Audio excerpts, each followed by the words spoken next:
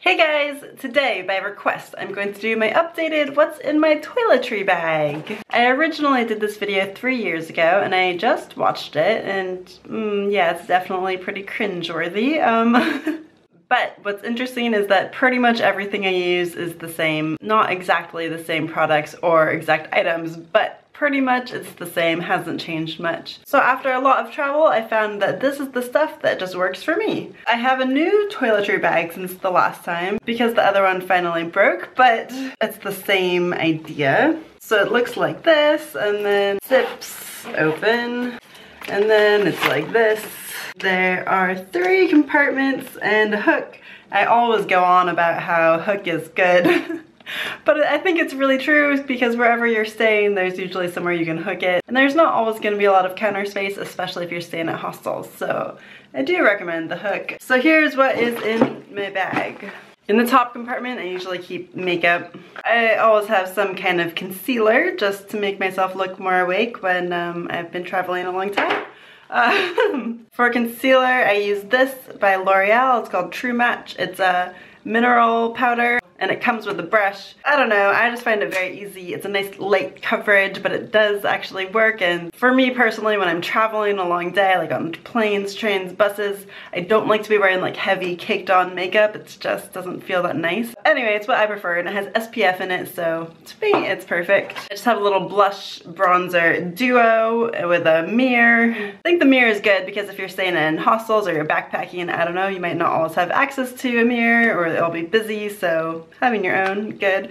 This is just by the brand e.l.f., which is very cheap. I personally like to travel with a little bit cheaper makeup and cheaper stuff because if I lose anything or my stuff gets stolen or whatever, I don't really care and I can just buy new stuff along the way. You'll just be worried a lot more all the time if you have really nice stuff.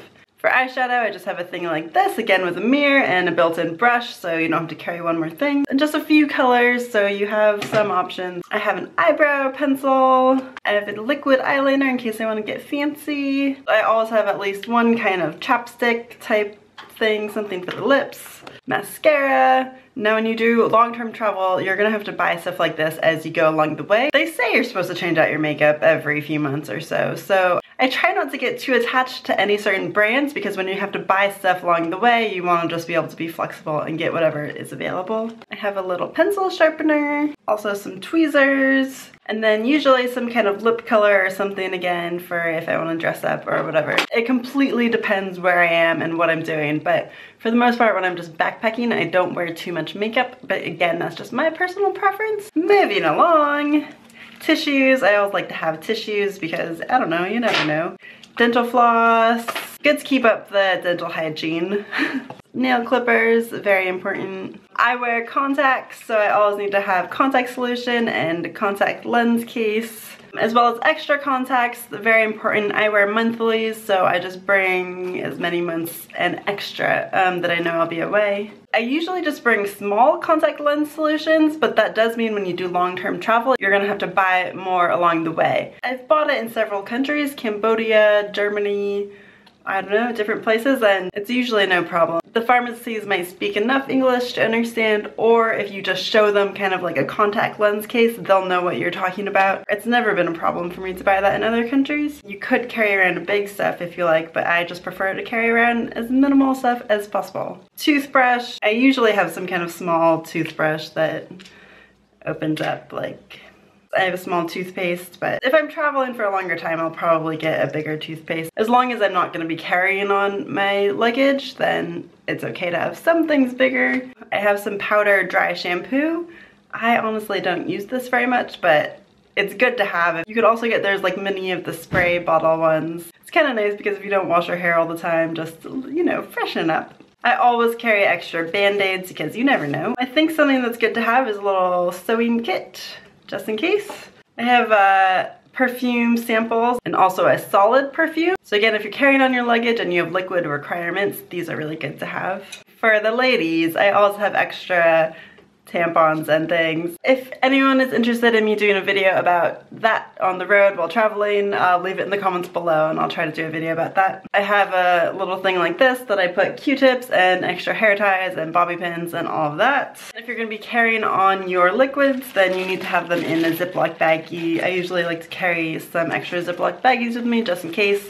This is just for my last trip. I have some shampoo and body wash in these small containers. If you're traveling for a long time and you just have small bottles, you're going to have to refill and get new stuff along the way. Again, I just get whatever I can find in whatever country I'm in, and so it's better if you're not too attached to certain brands. You just know if you're traveling for a long time. I don't know, some things you might use end up being funky, but it's not the end of the world, and it's all part of the travel experience. I always carry some kind of lotion or something. This time I just have coconut oil that I put in an old container. A face moisturizer with SPF.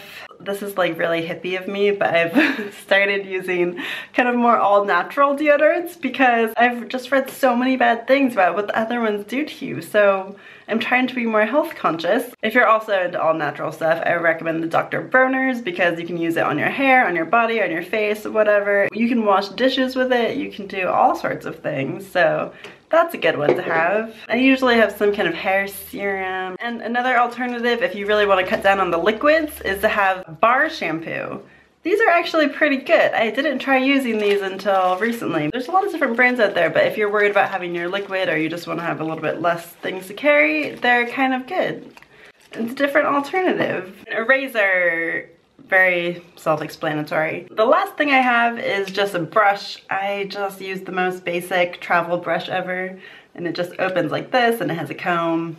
For me it works, but I'm pretty easy going with all this kind of stuff and I don't care too much. So that's all the stuff that's in my toiletry bag. It's seriously like the same stuff I've been using for 3 years. No matter what kind of trip I go on, long, short, doesn't really matter what part of the world, it's pretty much always the same. I know sometimes it seems like you won't be able to buy everything in a different country, but the truth is, like, pretty much you can buy anything you need anywhere. Sometimes certain products are going to be a little bit different than what you're used to, but as long as you're kind of flexible, then it should be fine. Hope this video helped you out for your packing and your travels. Thanks so much for watching. Subscribe for more videos from me and check out my other packing videos. I'll see you guys in the next one. Bye!